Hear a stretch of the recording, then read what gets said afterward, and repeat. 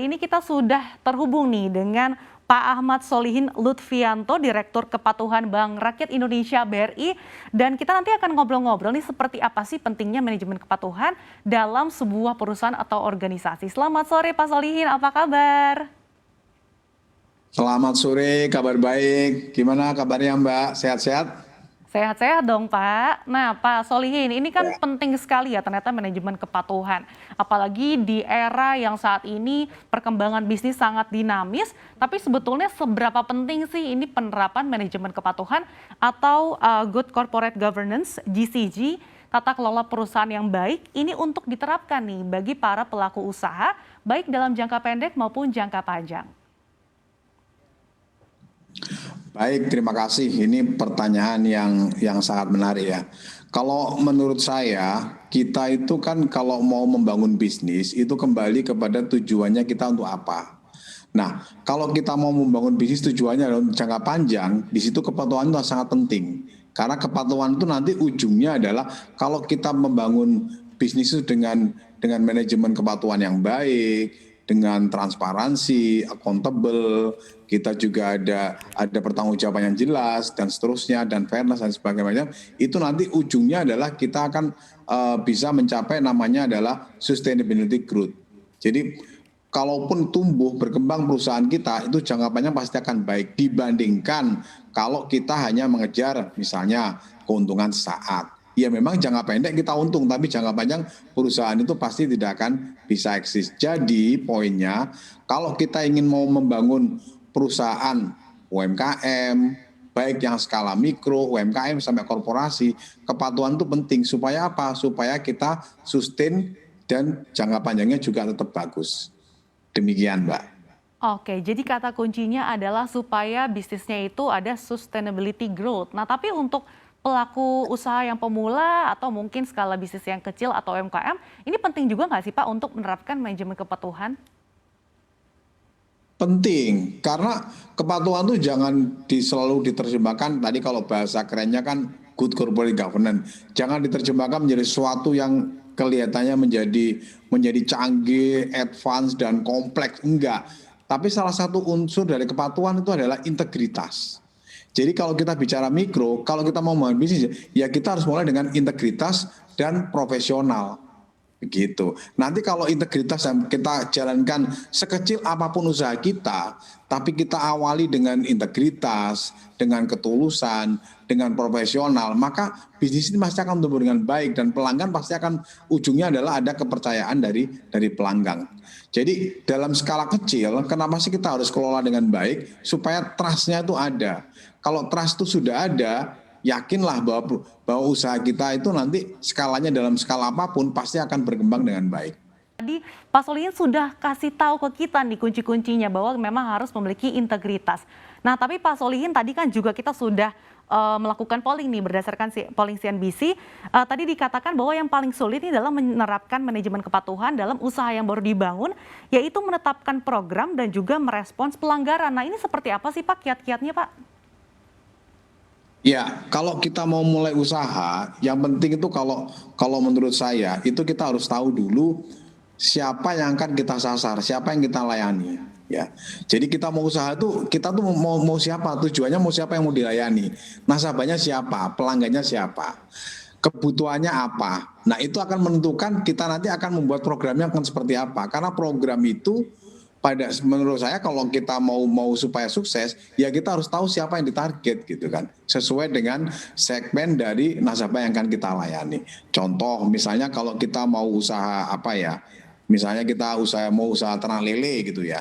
Nah ini mau kita jual ke siapa, ke yang jual warung lele Lamongan itu atau kita mau pasarkan ke door to door itu kan nanti kan caranya programnya kan juga pasti akan beda kan. Jadi kalau mau bagus lagi ya kita bangun dulu komunitasnya gitu supaya nanti lebih mudah untuk pengembangannya. Gitu Mbak. Oke, jadi memang harus tahu dulu nih target marketnya sebenarnya siapa sih ini bisnis kita. Ya. Nah, Pak Solihin, tadi kan Pak Solihin juga sudah sempat sampaikan juga beberapa kata kunci gitu ya terkait dengan manajemen kepatuhan, diantaranya tadi integritas dan juga profesional, kemudian ketulusan. Nah, tapi kalau dari segi risiko atau kerugian sebetulnya apa sih yang kemungkinan-kemungkinan yang bisa kita hadapi gitu kalau ternyata memang kita dari awal atau mungkin berjalannya waktu tidak menerapkan manajemen kepatuhan yang baik nih? Ya, ini menarik nih. Jadi kalau kita mulai usaha, namanya resiko itu pasti ada. Namanya kegagalan juga probabilitas kita gagal itu juga ada. Jadi tapi resiko itu akan menjadi makin besar ketika kita tidak berani memulai. Nah, jadi yang pertama menurut saya adalah resiko itu mau kita mulai bisnis apa enggak pasti ada. Jadi kunci pertama ya segerakan mulai saja bisnis sambil nanti kita resikonya itu nanti kita makin familiar dan kita lebih tahu cara mengelola resiko itu. Nah, sehingga kalau kita bicara usaha dalam skala kecil, memang ini tidak ada kata lain. Itu ada pepatah mengatakan ya kalau kita gagal 7 kali, bangkitnya 8 kali. Jadi resultanya selalu positif. Tidak banyak usaha kecil mikro itu yang sekali usaha langsung berhasil, nggak banyak. Yang ada beberapa case seperti kita bicara nasabah BRI itu sekali gagal, terus kita lesson-nya apa? Nah, yang penting ini lesson learn-nya apa? Kenapa kita gagal tuh apa gitu? Itu ada lesson learn yang kita dapat dari sana, terus kita mulai lagi dengan semangat baru. Ya pasti insya Allah nanti lama-lama akan ketahuan jalannya karena resikonya udah tahu kan. Jadi ke depan pasti akan bisa mitigasi risiko dengan baik dan bisa berkembang. Kira-kira demikian. Jadi poinnya ya gagal, misalnya kalau gagal 3 kali, bangkitnya 4 kali. Gagal 4 kali, bangkitnya 5 kali. Jadi tetap semangat. Gitu. Oke, harus tetap semangat gitu ya Pak ya. Tadi mulai dulu aja bisnisnya, nanti seiring berjalannya waktu baru nih kita pelajari lagi apa sih resiko yang bisa kita mitigasi. Nah, tadi kan Pak Solihin juga sudah sempat mention nih terkait dengan pelaku usaha kecil ataupun UMKM. Nah, tapi tantangan yang biasanya dihadapi oleh para pelaku UMKM dan juga pelaku usaha skala kecil ini apa sih Pak dalam menerapkan manajemen kepatuhan? Kalau menurut saya itu kan kalau kita bicara tipikal usaha kecil kan usaha-usaha perorangan. Jadi kan kita nggak bicara misalnya bentuknya seperti PT, CV, enggak lah. Itu kan banyak kan individual, perorangan, usaha-usaha keluarga gitu ya. Jadi kalau menurut saya kuncinya adalah dari pribadi dari masing-masing harusnya yang ngelola gitu. Misalnya saya punya usaha kecil gitu. Ya saya harus berangkat dari saya sendiri. Jadi kalau ditanya apa sih kuncinya? Harus berangkat dari pelaku usaha itu sendiri. Kuncinya apa? Dalam skala kecil yang tadi saya sampaikan tadi, itu adalah kita harus berangkat dari integritas dan kejujuran. Usaha itu harus berangkat sekecil apapun usaha kita, sampai nanti sebesar apapun usaha kita, itu kita harus berangkat dari integritas, dari kejujuran, dari nilai-nilai itu. Jadi masing-masing usaha itu harus dibangun dari nilai-nilai pendirinya itu, gitu. Wah, menarik sekali, ini sebuah quotes dari Pak Solihin nih. Sekecil apapun usahanya, yang penting ini fundamentalnya adalah integritas dan juga kejujuran. Nah, Pak Solihin, nanti kita akan lanjutkan dialog karena ini sudah banyak nih teman-teman Sobat Cuan yang mengajukan pertanyaan. Dan redaksi CNBC Indonesia telah memilih pemirsa yang mengajukan pertanyaan melalui Instagram CNBC Indonesia. Kami sudah ada 2 pertanyaan yang terpilih. Yang pertama @315.090. Skill awal yang dibutuhkan untuk bangun usaha apa ya? Kemudian pertanyaan yang kedua @animation newbie.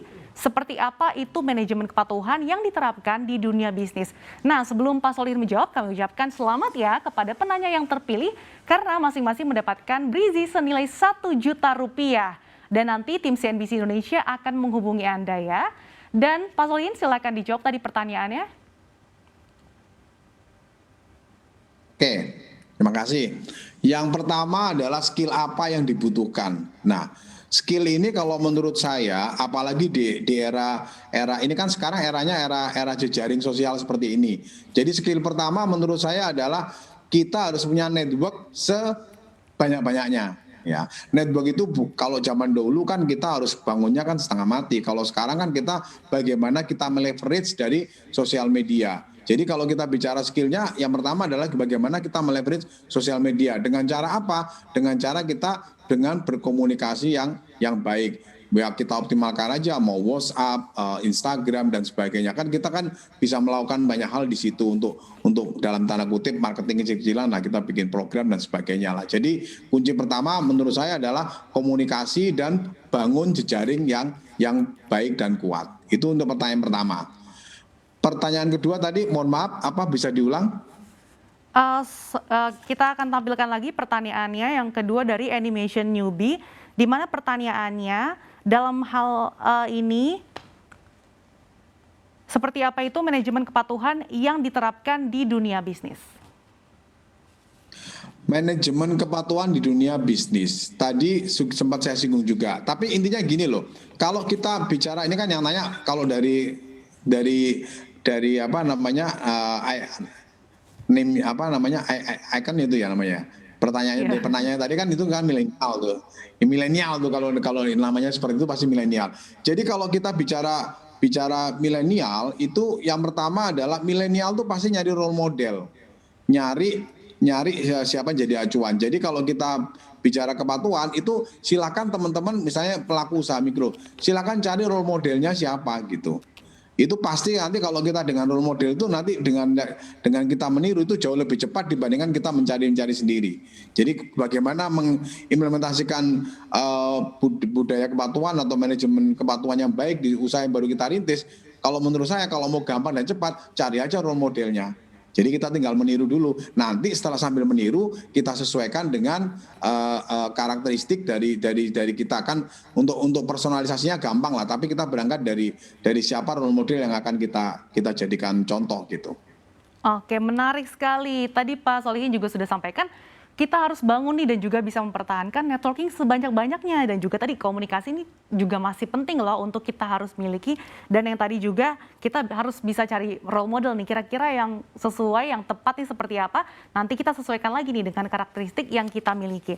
Nah Pak Solihin, sebetulnya secara umum nih, seperti apa sih Anda melihat penerapan manajemen kepatuhan dalam UMKM?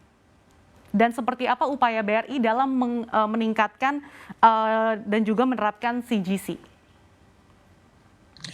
Kalau secara umum saya lihat ini kan implementasi manajemen kepatuhan di pelaku UMKM ya. Kalau kita berangkat dari nilai-nilai kita sebagai bangsa Indonesia, itu kan kita sudah banyak nilai yang baik lah. Nilai yang baik itu baik dalam hidup, baik dalam kekayaan sosial di sehari-hari maupun yang beberapa nilai inti dari bangsa negara kita kan sudah ada di Pancasila kan gitu.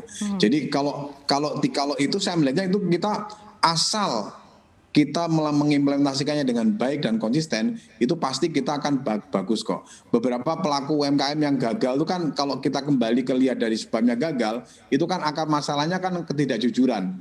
Jadi integritas. Jadi awalnya dia bagus, terus dia agak berbuat curang dan sebagainya kan ujungnya kan pelanggan menjadi nggak percaya. Kalau pelanggan nggak percaya kan akan ditinggal. Nah jadi kalau menurut saya melihat sepanjang UMKM itu konsisten dalam menerapkan nilai-nilai baik dari bangsa kita, nilai-nilai bangsa kita kan bagus-bagus itu. Ya jujur, ya gotong royong dan sebagainya, itu pasti akan bagus implementasinya dan akan sustain jangka panjangnya. Itu yang pertama. Yang kedua, tadi pertanyaannya adalah bagaimana peran dari BRI. Nah, sebetulnya kalau kita melihat BRI dan juga Bank Himbara yang lain, kami dengan Kementerian BUMN itu sudah banyak sekali membangun juga rumah-rumah kreatif BUMN. Dan disitulah kita bisa tumbuh dan belajar bersama para UMKM dan gratis untuk terus tidak hanya kita bicara bagaimana bermain di pasar domestik, tapi juga kita juga mengajari para teman-teman UMKM untuk ekspor dan sebagainya. Jadi intinya kalau kita bicara mau mengembangkan UMKM di Indonesia, itu kalau saya melihat, BRI melihat titik kunci suksesnya adalah dengan konsep kolaborasi dan pendampingan. Kalau ditanya UMKM itu butuh modal, iya mereka butuh modal. Tapi kalau kita betul-betul mau mengembangkan dan mau meleverage UMKM kita, itu kata kunci yang paling utama adalah pendampingan.